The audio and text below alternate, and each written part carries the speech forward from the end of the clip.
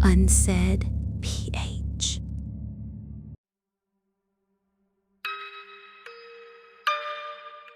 Hindi ko 'to ikinikwento para manakot. Kung tutuusin, wala naman talagang biglang nangyari. Walang tumalon sa harap ko, walang sumigaw sa likod ko, walang bumulong na parang sa pelikula. Mas nakakabaliw nga siya kasi dahan-dahan. Parang may kamay na maingat na isa-isang binabago yung pakiramdam mo sa realidad hanggang sa hindi mo na alam kung alin ang totoo. At hanggang ngayon, kapag may naririnig akong busina sa gabi, yung mahabang beep na parang nagmamadali, nanlalamig pa rin yung palad ko. Kasi doon nagsimula. Sa isang biyahe. Gabi, probinsya, at isang daan na hindi ko maalala kung paano ko napasok. Ang alam ko lang, may siyudad na hindi nakikita ng lahat at may mga ilaw na hindi para sa atin. Pero kapag napatingin ka, parang may parte sa'yo na gustong sumunod. Alam mo yung title na Biringan? Dati naririnig ko lang siya sa mga kwentong pampalipas oras, yung tipong pinapakinggan ng mga tito sa inuman. May nawawalang siyudad sa Samar, may mga taxi raw na biglang nawawala. Pag sumakay ka, di ka nababalik. Tatawa ako noon kasi nga, city? Lost? Parang video game, parang urban legend na pang clickbait. Pero nung nangyari sa akin, na-realize ko kung bakit ganun yung mga kwento. Kasi hindi niya ipinapakita yung sarili niya bilang halimaw. Ipinapakita niya yung sarili niya bilang sagot. Yung sagot sa pagod mo. Yung sagot sa kawalang direksyon. Yung sagot sa mga bagay na gusto mong takasan. Ako si Nina, 29. Nagtatrabaho ako sa Manila. Accounting assistant sa isang construction supply company sa Quezon Avenue. Hindi ako mayaman, hindi rin ako sobrang hirap, pero lagi akong nasa edge. Laging may hinahabol na due date, laging may bayarin, laging may, Nina, pakisend, Nina, follow up, Nina, ikaw na muna. Yung bunso naming kapatid sa bahay, si Kay, nag-aaral pa. Si Mama may maintenance. Si Papa matagal nang wala sa eksena. Hindi patay pero umalis. Parang ganun din. At nung quarter end, sumabog lahat. Audit, liquidation, kulang-kulang na receipts. Yung boss ko si Ma'am Liza, araw-araw parang may kaaway sa mundo. Nina, sabi niya isang hapon, tumataas na naman yung boses. I need this file in 1 hour. 1, not 2, not tomorrow. 1. Ma'am, pinagko-consolidate ko pa po yung don't explain. Putol niya. Just deliver, okay? Okay po, sagot ko. Pero yung okay ko parang nilunok ko na lang. Uwi ko noon, imiyak ako sa UV Express. Hindi yung hagulhol, yung tahimik. Yung luha lang na tuloy-tuloy tapos nagtatago ka sa mask mo. Pagdating ko sa bahay, si Mama nasa sela, nanunood ng drama. Si Kay nagre-review. Ate, okay ka lang? Tanong niya, yung boses niya, soft, parang ayaw niyang masira ako. Okay lang, sagot ko, automatic. Si Mama hindi tumingin, pero naramdaman niya. Nina, magbakasyon ka, kahit sandali. Ma, sabi ko, saan naman, wala tayong extra. Meron, sabi niya, finally tumingin. Yung pinsan mo sa Katbalogan nag-message, may fiesta raw, punta ka raw, magpahangin ka. Katbalogan, Samar. Hindi ako close sa mga kamag-anak doon, pero may parte sa akin na gusto lang ng ibang view, ibang hangin, ibang ingay. So I said yes, hindi dahil excited, dahil pagod. Nag-leave ako ng 2 araw. Pinag-ipunan ko yung pamasahe. Sinabihan ko si Ma'am Liza. Ano? Sabi niya sa phone, malamig. Leave? Ngayon? Ma'am, filed na po last month. Approved na po sa HR. Tahimik siya. Tapos, fine, But when you come back, don't expect things to be lighter. Okay po, sagot ko. Pero this time gusto kong sabihin, Ma'am, wala na akong mabigat na kaya kong pangbuhatin. Biyahe ako papuntang Samar. Plane to Tacloban, tapos van or bus, tapos kung ano-ano. Yung katawan ko parang tinuplik-tuplik sa upuan. Yung hangin sa terminal amoy pawis at lakimi. Sa van, may katabi akong lalaking matanda, nakakap, may dalang sako. Si Kuya Driver malakas magputugtog, oldies na Bisaya tapos may biglang sermon sa radyo. Miss, sabi nung matanda, niniti ako. First time mo dito? Opo, uuwi po sa kamag-anak, fiesta. Ah, ingat ka sa biyahe. Kapag gabi, huwag kang masyadong titingin sa labas ha. Napakumutno ako. Bakit po? Tumawa siyang na mahina. Basta, dito may mga ilaw na hindi para sa tao. Hindi ko siya sineryo, pero nagmarka yung linya sa utak ko, parang tinusok ng karayom. Pagdating ko sa Katbalogan, sinalubong ako ng pinsan kong si Jory. Nina, grabe, pumayat ka! Sigaw niya agad, yakap na parang matagal na kaming close kahit hindi. Uy, sabi ko, tumawa. Ikaw din ang lakas ng energy. Siyempre, Fiesta Week. Tara, kain muna tayo. May muron, may lechon, may tuba. Sa bahay nila maingay. Mga bata, aso, kapitbahay na pumapasok na parang kanila. Amoy ulam, amoy usok, amoy luya. Normal na probinsyang warmth. Pero kahit masaya, ramdam ko yung pagod ko. Yung mental tiredness na kahit may tawanan sa paligid, parang nasa ilalim ka ng tubig. Kinagabihan, habang nagiinuman yung mga lalaki sa labas, narinig ko yung usapan. Hoy, sabi ng isang tito nila, si Tito Dindo, boses lasing pero may drama. May nakita ako dati sa highway, ilaw, as in parang siyudad, pero wala namang siyudad doon.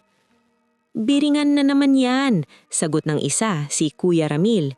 Ikaw talaga Dindo. Hindi, giit ni Tito Dindo.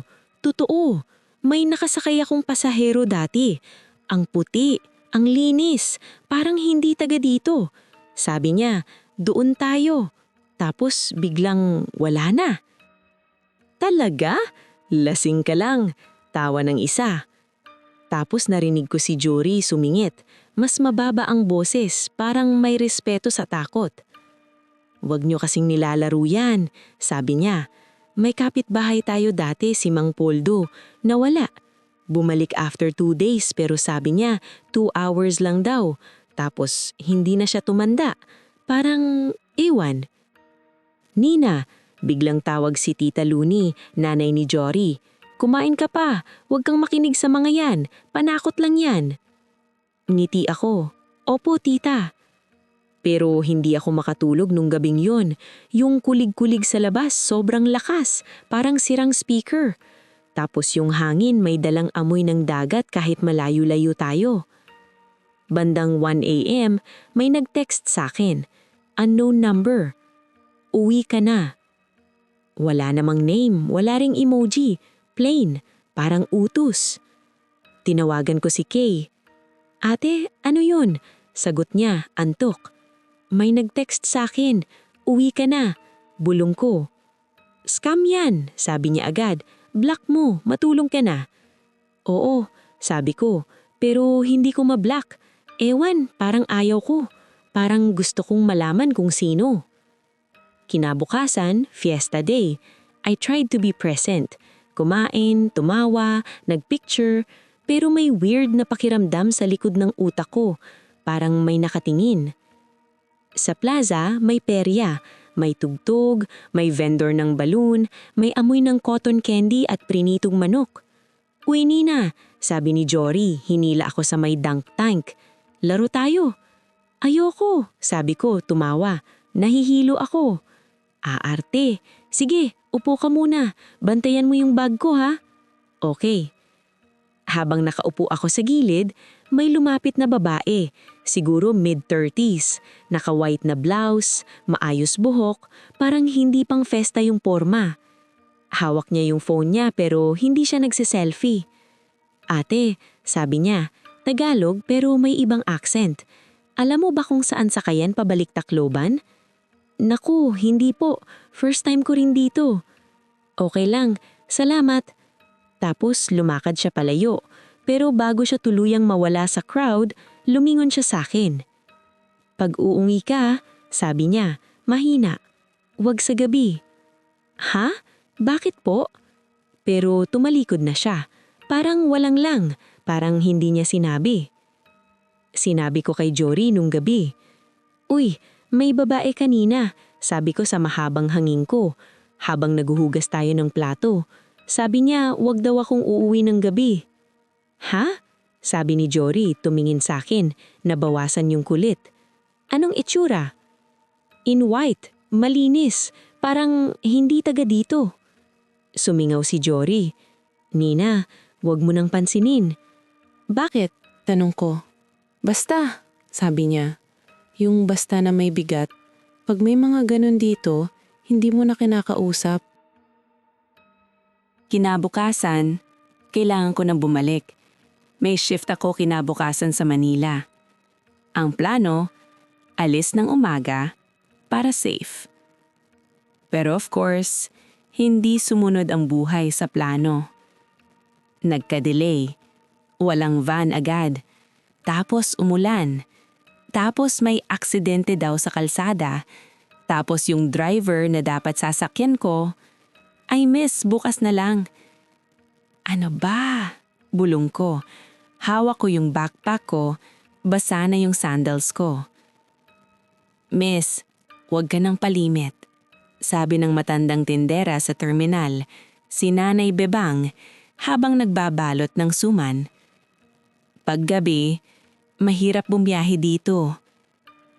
Ma'am, kailangan ko na po, sabi ko, halatang desperado. Tumawa siya, pero hindi masaya. Ay nako. Kailangan. Lahat tayo kailangan. Pero ang tanong, papayag ba ang daan? Ano pong ibig niyong sabihin?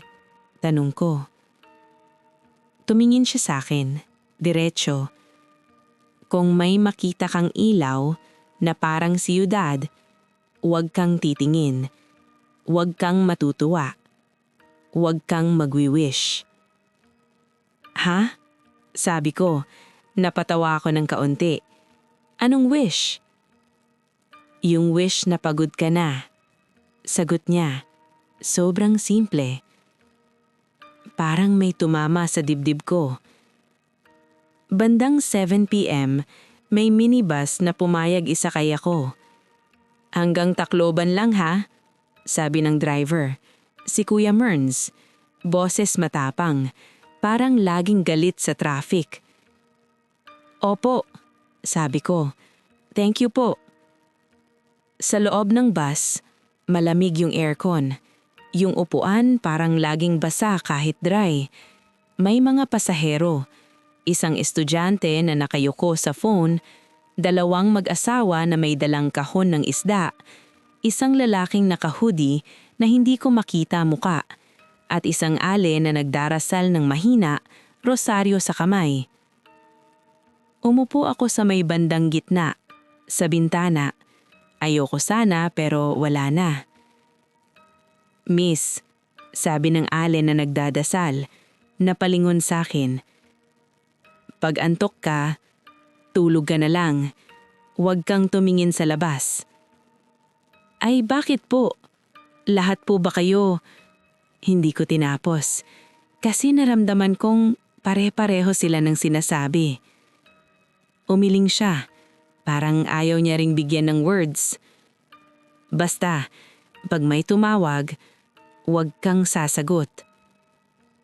Tumanggo ako kahit hindi ko alam kung anong tinutukoy niya. Umalis yung bus. Umuulan pa rin. Yung kalsada, madilim. Yung mga puno parang masyadong malapit. Yung mga bahay sa gilid, iilan lang ang ilaw.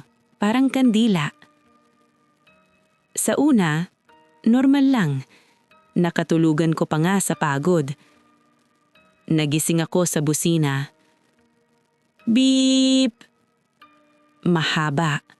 Malalim. Parang hindi bus. Parang barko. Napamulat ako. Yung bus, bumagal. Yung driver, hindi nagmumura. Tahimik. Which is weird. Tinignan ko yung oras sa phone ko. 11:38 p.m. Anong nangyari? Tanong nung mag-asawa sa harap. Walang sumagot. Sa bintana, nakita ko yung ilaw. Hindi streetlight, hindi bahay. Parang skyline. Parang city lights. Marami. Magkakadikit. Iba't ibang hulay. May puti. May dilaw. May asul. Parang siyudad na buhay. Pero nasa gitna kami ng madilim na daan. Wow! Lumabas sa mulol ko. Automatic. Biglang lumingon yung Ali na nagdadasal. Huwag, sabi niya agad, pabulong pero matalim. Huwag mong sabihin. Sorry, bulong ko, pero ang mata ko nakadikit sa ilaw. Parang magnet. Narinig ko yung estudyante, mahina. Ang ganda. Shh, sabi ng Ali. Yung lalaki sa hoodie, unang beses kong narinig boses niya. Mababa. Malinis. English. Beautiful, isn't it? Nanlamig ako kasi hindi siya tunog taga-bus. Parang tunog hotel lobby. Smooth. Controlled. Who are you? Nabulong ako. Hindi ko alam kung bakit ako nagsalita. Tumawa siya ng mahina. Someone who knows the way. Kuya, tawag ng driver, nanginginig. Wag na tayo dyan. Wag. Pero yung bus, umandar. Hindi mabilis. Dahan-dahan. Parang sinusunod yung ilaw. Kuya Merns, sabi nung mag-asawa, asan na tayo? Parang mali yata. Huwag kayong maingay, sigaw ng driver, pero halatang natatakot. Please lang. Yung ilaw sa labas, parang palapit ng palapit, at habang lumalapit, nagbabago yung hangin sa loob ng bus. Hindi na amoy aircon, amoy bagong plancha na damit, amoy cologne, amoy pera na bagong labas sa ombele. Ang weird pero yun yung naisip ko. Tapos may isa pang amoy. Sampagita. Naramdaman ko yung braso ko. Tumayo yung balahibo ko. Kasi saan galing yun? Miss, sabi ng Ali, halos umiiyak. Magdasal ka. Kahit ano, kahit Our Father, kahit Hail Mary, basta wag kang titingin ng matagal. Hindi ko kaya. Bulong ko pero totoo. Hindi ko kayang alisin yung tingin ko. Parang may promise yung ilaw. Parang sinasabi niya, dito, pwede kang huminga. At doon ko narinig yung boses ulit. Yung lalaki sa hoodie. You're tired. Sabi niya. I can give you rest. Rest? Ulit ko. Parang tanga. Yes, sagot niya. No deadlines. No bosses. No explaining. Sa utak ko, biglang lumitaw si Ma'am Liza, yung tono niyang deliver, yung utang sa kuryente, yung gamot ni Mama, yung tuition ni Kay. Parang may kamay na dumampi sa dibdib ko at sinabing, bitaw na. Ano kapalit? Tanong ko, mahina. Tumawa siya ng mahina. Amused. Just follow the lights. Huwag! Sigaw ng Ali. Bigla na siyang hindi pabulong. Huwag kang sasagot. Pero huli na. Sumagot na ako. At doon, parang may gumalaw sa bintana. Hindi tao, hindi hayop. Parang reflection na hindi akin. Parang may mukhang nadumaan sa glass, sobrang lapit, pero hindi ko ma-describe. Basta alam ko, may nakatingin balik. Yung bus, biglang huminto. Dead silence. Tapos isa-isa, namatay yung ilaw sa loob. Emergency light lang ang natira. Red, parang maliit na mata. Bababa tayo, sabi ng driver, sobrang hina. Ha? Sabi nung mag-asawa. Bakit? Asan na tayo? Baba, ulit ng driver. Huwag niyong tanungin. Bumukas yung pinto ng bus. At doon ko narinig yung tunog ng labas. Hindi ulan. Hindi kulig-kulig. Music. Parang malayo pero klaro. Parang party. Parang city nightlife. At may boses ng mga tao. Tawa, usapan, parang may event. Parang may festival. Huwag! Bulong ng Ali. Halos umiiyak. Pag bumaba ka, iba na. Yung estudyante, tumayo. Ate, sabi niya sa akin, eyes wide. Totoo ba to? Hindi ako nakasagot. Kasi ang dibdib ko, gusto bumaba. Gusto makita. Gusto sumunod. Yung lalaki sa hoodie, tumayo rin. Lumapit sa aisle. Hindi ko pa rin makita mukha niya pero ramdam ko yung presence niya. Parang malamig, pero elegant. Come, sabi niya. English, gentle. You'll be safe. Safe? Ulit ko. Yes, sabi niya. In my city. My city? Hindi niya sinabi yung pangalan, pero alam ko. Kasi yung ilaw sa labas, parang sinasabing biringan kahit walang sign. Si Kuya Merns biglang nagmakaawa. Tama na, sabi niya boses basag.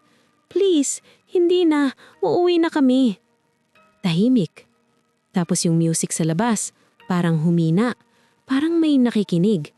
Yung Ali, nagdasal ng malakas, halos sigaw. Ama namin. Yung mag-asama, nagyakapan. Ano ba to? Sabi nung babae umiiyak. Ako, nakahawak sa seat. Ramdam ko yung lamig ng metal. Ramdam ko yung sariling hininga. Hindi pantay. At sa bintana, yung city lights, parang lumapit pa.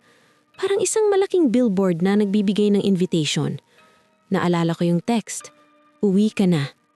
Maybe that wasn't a threat. Maybe that was a warning. Kuya, bulong ko sa driver. Paano tayo aalis? Hindi siya sumagot. Pero bigla siyang tumingin sa rearview mirror. Sa reflection niya, parang may anino sa likod niya na hindi dapat kasya sa upuan. Nakila ko yung mata niya. Pula, hindi sa dugo, sa takot. Tapos narinig ko ulit yung boses sa tabi ko. Hindi na yung lalaki. Iba na. Babae. Tagalog. Malambot. Dito ka na. Parang boses ng nanay na pinapatahan ng anak. Pagod ka na. Dagdag niya. Dito walang masasaktan. Walang masasaktan. Yun yung pinakamadelikadong pangako. Kasi ang buhay ko, laging may nasasaktan. Laging may kapalit. And for 1 second, 1 tiny second, I wanted to say yes. Tapos narinig ko si Kay sa utak ko. Yung boses niyang, Ate, okay ka lang? At naisip ko si Mama, mag-isa sa sala, naghihintay ng padala, nanonood ng drama, nagdadasal sa gabi. Hindi, Bulong ko, halos walang tunog. Yung lalaki sa hoodie, tumawa ng nahina. Not yet, sabi niya. But you will. Tumayo ako, nanginginig. Pero imbes na bumaba, lumuhod ako sa upuan. Yumuko ako para hindi ko makita yung ilaw sa bintana. Tinakpan ko yung tenga ko, pero naririnig ko pa rin yung music sa labas. Parang pumapasok sa buto. Ma'am, bulong ng estudyante. Umiiyak. Anong gagawin natin? Pumikit ka, sabi ko kahit hindi ako sure. Pumikit ka, please. Yung ale, patuloy sa dasal. Yung mag-asawa, humihikbi. Si Kuya Merns, hindi gumagalaw. Parang statue. Tapos bigla na lang may nagbukas ng flashlight sa kabilang side. Yung phone ni Anton? Wala si Anton. Pero may ilaw sa loob ng bus. Puti, steady. Yung ilaw na yon, parang pumunit sa red emergency light. Parang sumigaw sa dilim. Kuya, gising! Dito ka na naman! Naramdaman ko yung bus na umuga. Parang may humila mula sa labas. Parang may taong tumulak sa katawan ng bus pabalik sa kalsada. Yung city light sa bintana, umatras. Hindi dahil lumayo kami. Parang nagkurap sila. Parang pinikit. At biglang bumalik yung ilaw sa loob ng bus. Fluorescent ulit. Normal. Amoy carecon ulit. Amoy basang jacket. Anong nangyari? Sigaw nung mag-asawa, nanginginig. Bumalik yung boses ng driver. Pero hindi na basag. Paos lang. Wala. Huwag niyo nang pag-usapan. Pagtingin ko sa bintana, madilim na ulit. Puno lang. Ulan. Walang skyline. Pero sa gilid ng kalsada, may isang lalaki na nakatayo sa putik. May kapote. May flashlight. Mukhang siyang barangay tanod o road assistance. Kuya, sigaw ng lalaki sa driver. Buti na lang nakita ko kayo. Kanina pa kayo nakatigil dito. Akala ko sira.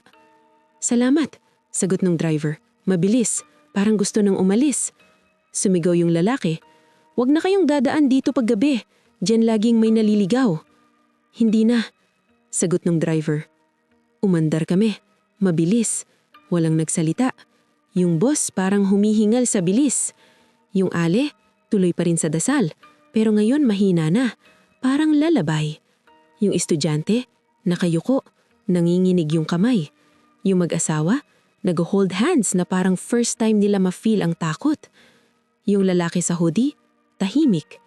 At nung napatingin ako sa kanya, first time kong nakita yung mukha niya sa liwanag ng bus. Normal siya. Too normal. Clean haircut. Smooth skin. Parang office worker din. Parang kaya niyang maging kahit sino. Tumingin siya sa akin, ngumiti ng konti. You did well, sabi niya. English, soft. For now. Hindi ako sumagot. Hindi ako makahinga ng maayos. Pagdating namin sa Tacloban, bumaba ako na parang lasing. Yung legs ko jelly. Yung hangin sa terminal. Amoy diesel, pero parang relief. May taxi driver na lumapit.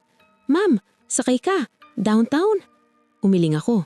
Hindi po kuya. Salamat. Napansin niya yung mukha ko. Okay ka ba ma'am? Parang nakakakita ng... Hindi niya tinapos. Kasi siguro nakita niya sa mata ko na ayokong bigyan ng pangalan. Nakapila ako para sa susunod na sakay papuntang airport. Umaga na halos. May araw na. May mga taong nagkakape. Normal. Tinawagan ko si mama. Nay, sabi ko, nanginginig pa rin. Uuwi na ako. Anak, buti naman. Kumusta biyahe? Hindi ko masabi. Anong sasabihin ko? Na may siyudad na kumindat sa akin sa gitna ng ulan? Okay lang, sabi ko. Medyo naligaw. Basta umuwi ka, sabi ni mama. Mag-ingat ka. Pagbaba ko ng tawag, may pumasok na text. Same unknown number. Umuwi ka na. Huwag ka nang bumalik. Napatitig ako sa screen. Sa likod ko, may babaeng nagkukwento sa kasama niya. Grabe yung bagyo kagabi. Buti nakauwi tayo. May guard na sumigaw. Boarding na po. Lahat, normal. Pero sa loob ko, may parte na hindi na bumalik sa normal. Pagbalik ko sa Manila, parang mas maliwanag yung liwag ng EDSA. Parang mas maraming billboard. Parang mas maingay yung mga busina. Parang mas mabilis lahat. Sa office, si Ma'am Liza, Sinalubong ako agad. "Oh, you're back," sabi niya, flat. "I hope you're refreshed." "Ma'am," sagot ko, polite. "Yes po." Tumingin siya sa akin, matagal. Parang may nakita siyang pagbabago. "Your eyes look..." Huminto siya. Parang hindi niya mahanap yung word. "Never mind, work." "Okay po." Pero habang nagtatype ako ng reports, napapansin ko yung sarili ko.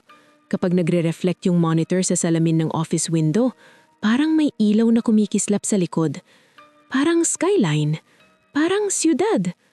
At minsan kapag sobrang pagod ko, kapag sobrang late na, kapag sobrang bigat ng mundo, naririnig ko yung mahinang busina sa loob ng utak ko. Beep, beep. At may boses. Sobrang gentle. Sobrang patient.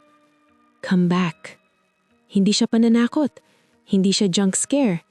Alok lang. At yun yung pinakamanakakatakot. Kasi hindi ko masabi na hindi ko na naiisip ulit. Hindi ko masabi na hindi ko na hinanap sa mga ilaw ng gabi yung pattern na nakita ko sa ulan. Hindi ko masabi na hindi ko na tinamong sarili ko kahit isang beses. Paano kung bumalik ako? Paano kung sa susunod, hindi na ako humindi?